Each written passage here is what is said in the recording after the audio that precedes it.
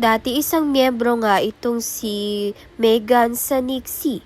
Ngayon, kaaway niya na nga ang mga miyembro nito dahil nga sa mas tumataas na nga ang ranggo ng Yumi at napapantayan niya na nga ang ranggo ng Nixie. Kaya naman nga't hindi makakapayag itong si Megan sa panliliit na ginagawa sa kanya ng mga miyembro ng Nixie.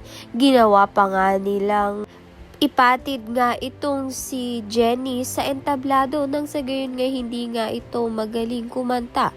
Subalit mabuti na nga lang ay nasalon siya nito ni Megan. Sa kabilang banda naman nga ito ngang si Perry ay naglabas nga ng sama ng loob dito kay Minchi nang marinig nga niya ang usapan nga nito ni Amelia at ni Minchi na may nakaraan nga noon itong si Deo at Minchi at inakala nga ni Perry na saka siya minahal nito ni Minchi dahil patay na nga itong si Deo.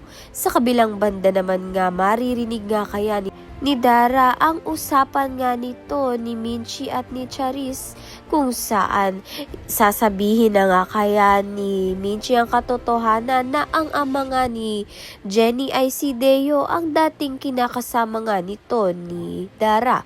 Kaya naman nga't yan at iba pa ang dapat nating pakaabangan. Maraming salamat sa iyong panonood.